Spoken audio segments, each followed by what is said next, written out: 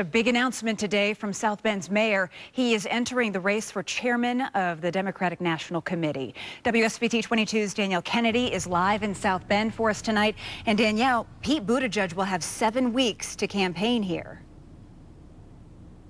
And he says he won't use any city resources or taxpayer money to do it, Jennifer. But today, Buttigieg acknowledged that it will be a challenge to make himself known to DNC members all across the country. But he says he hopes he can bring a fresh start to the Democratic Party. Now, Buttigieg is entering the race with at least 5 other candidates, including Congressman Keith Ellison of Minnesota and Labor Secretary Tom Perez. Buttigieg will take part in 4 regional forums over the next 7 weeks to meet with other DNC members and chairperson candidates. He'll continue serving as mayor until someone is chosen to lead the party at the end of the month. Buttigieg says in light of the 2016 election, he wants his voice to be heard and realize that might not happen if he didn't enter the race. I believe in going where you can make yourself useful. And I think there's something unique and exceptionally important about the opportunity to guide the Democratic Party at a moment like this. 447 DNC members will vote at the end of February. If Buttigieg wins, he says he'll resign. And if that's the case, the local Democratic Party will hold a caucus within 30 days of his resignation. Precinct committee chairs within the city of South Bend will place their vote. A candidate needs a majority vote to win. Live in South Bend, I'm Danielle Kennedy, WSBT 22 News. Construction activity is breaking more ground than ever before. It's an exciting place right now. A lot of things happening downtown, a lot of change going on. And you can see it happening almost everywhere. This is a good sign. We're actually racing to keep up with the demand. 300 more apartment units expected to open downtown within the next year. I mean, if you add up, what's going on with the Chase Tower, the JMS, some of the other conversions that are going on, the place at Hill and Colfax, really adding a lot to the downtown residential stock. With even more following suit. Most of our research tells us that you need the residential to kick in first. In other words, no one's going to open up a grocery or a drugstore when they don't see a good number of people nearby. And so this is really helping us prime the pump. A momentum that's being fueled in part by Notre Dame. It's projects like the Notre Dame Stadium that are increasing the value of construction in St. Joseph County. Last year, commercial projects totaled approximately $33 million in St. Joseph County. So far this year, those projects have totaled approximately $42.5 million. That puts the county on track to total $73 million in commercial construction this year. And the need for skilled workers to complete the work is just as demanding. We're seeing it less of an owner's market, more of a contractor's market, and so the pricing that's coming in is a little higher than what we've anticipated based on budgets from a year ago.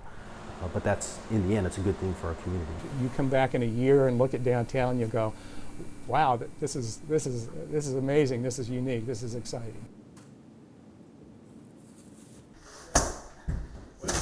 Everything is coming apart. Every inch of the Merrills' home stripped down, scrapped up, carried away. Nancy Merrill can't bear to watch.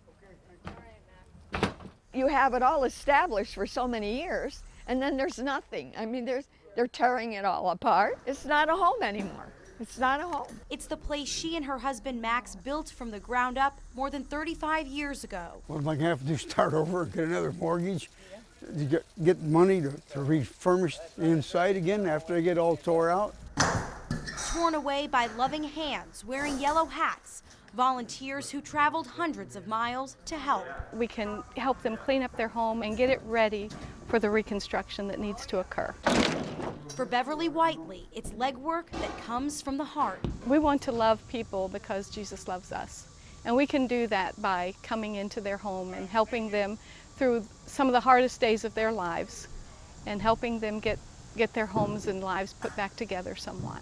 I don't want to cry. I can't. I'm one of these people. I don't want to cry anymore. I can't do it.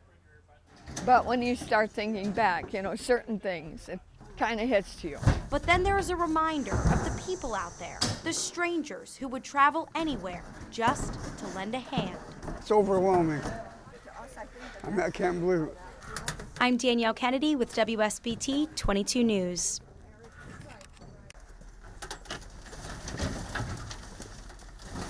42-year-old Donald Wilson is charged with murder and being a serious felon in possession of a firearm. Prosecutors say Wilson beat 67-year-old Joanne Nugent at her Mishawaka apartment last week. Now, Nugent died over the weekend. WSBT 22's Danielle Kennedy is live outside the courthouse for us tonight. And Danielle, this isn't the first time Wilson has faced murder charges.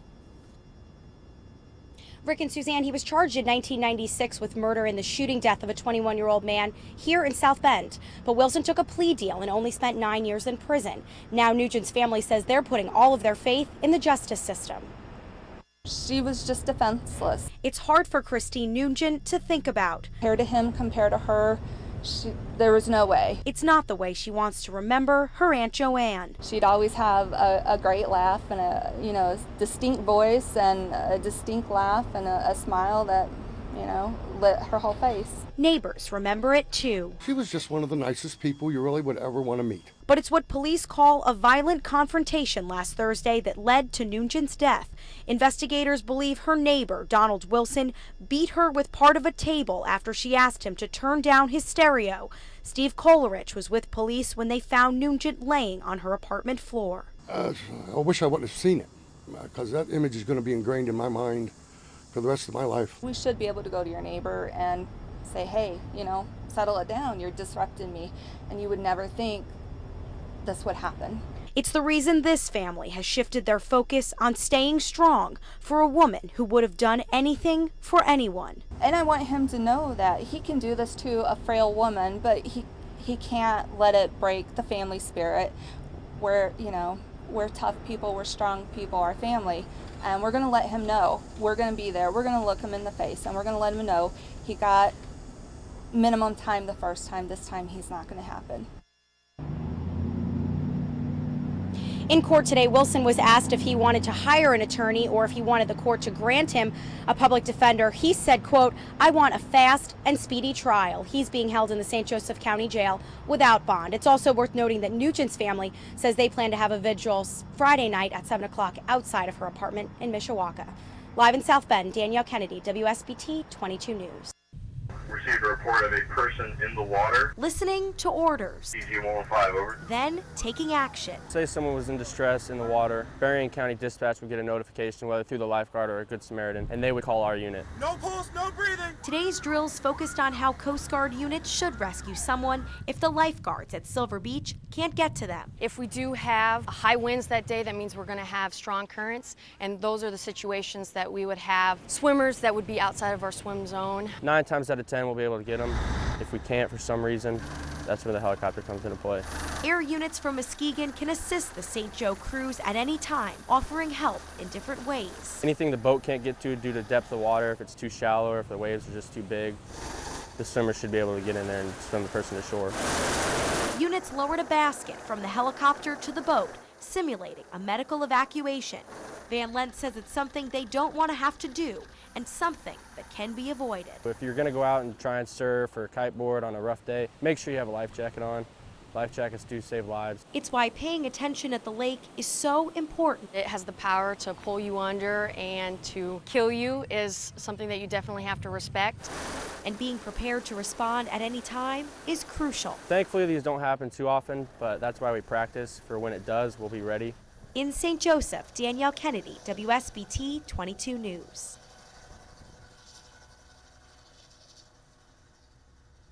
That's right, Rick. Everything you see in this store, everything people are going to see, all the camping equipment and the outdoors equipment, that will be going on sale tomorrow at an auction, and including this bison right here.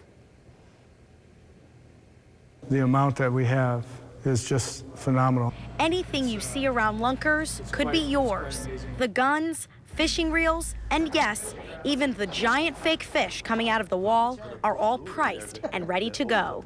Probably one of the biggest bluegill that you ever see, but somebody just broke that record. Patrick Portales and his team of auctioneers have been working around the clock to get the old bait shop and restaurant ready for a big weekend. There's so much stuff. It was kind of overwhelming at times. Sometimes I just have to sit back and take a look at it and think, oh God, what do I got to do next? $750,000 worth of inventory will be on display, including the fish tanks and furniture from the Anglers Inn and restaurant. There's going to be a lot of people that show up here to take a look around just to see it all go, and it's going to be sad. It's bittersweet for auctioneer Ryan Gunn. He's been coming to Lunkers since he was a little kid. I think it's going to be an exciting day tomorrow. Go through fun memories, remembering the times we were here, and I think it's going to be an exciting day. I've gotten calls from 5 or 6 states. I've got a guy coming Sunday, Sunday, for just the palm tree. Whether you want trees or just a little bit of bait, 16, 17, thank you, now 1,800.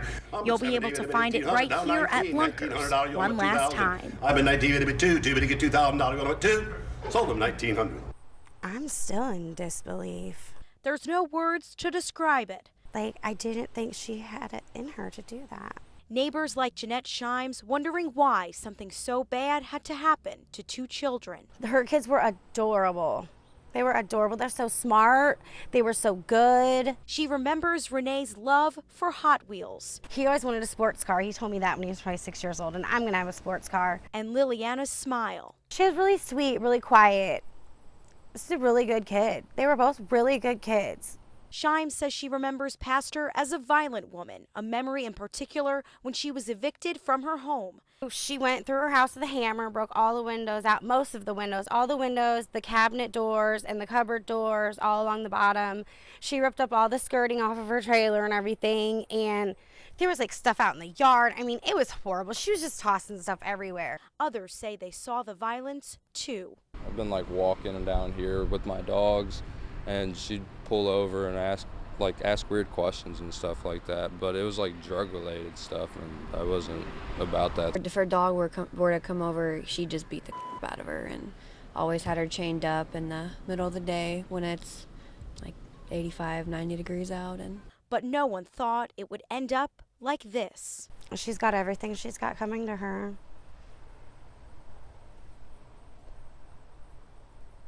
They didn't deserve that. That's sad. I'm Danielle Kennedy with WSBT 22 News. New at 6, could underground tunnels lie beneath the South Bend Church? WSBT 22's Danielle Kennedy has been digging into this story. Danielle, this church on Colfax Avenue is owned by the Studebaker family. Jennifer, one day the staff at St. Paul's Methodist Church noticed this, a small opening closed off by brick mixed into the basement wall. Rumors have circulated about the possibility of underground tunnels that lead to and from the Studebaker mansion. We went along with an IU South Bend archaeology student as he dug into this area for the first time.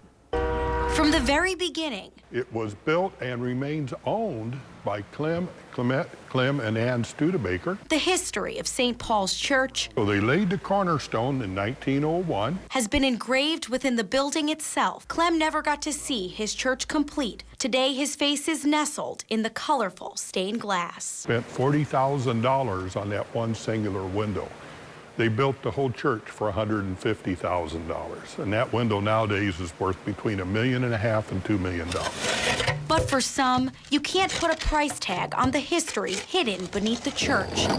Brick by brick, it's what makes IUSB student Patrick Finnegan want to keep looking. You know, history is one of those things that a lot of people just see and they're like, huh, you know, and that's interesting and it's cool and we like to read about it to pass the time.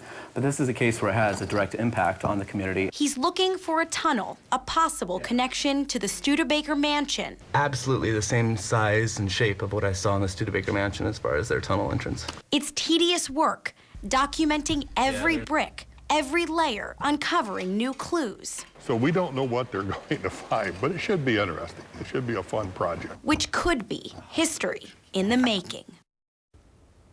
IU South Bend archaeology students were doing a project about a block away when the church gave them the idea. Finnegan will have to continue digging to learn if there is in fact a tunnel. He says he also has to study each of the bricks to find out where they came from and how old they are. This is really fascinating. Has he found any physical records that would indicate these tunnels are there? He says that he contacted the city for some of those physical records, but he hasn't been able to find any. He says that Portage Township Assessor's Office destroyed a lot of those records back in the 1950s, making it really difficult to see any physical evidence of tunnels being underground. You're going to have to update us and see what he finds. Yeah, I said to him, when you're done digging, please call us and let us know. It's just amazing, though, the brick overhead, and it's so old, and it just smells so old, too. Yeah, there you go. Yeah, Danielle. very cool.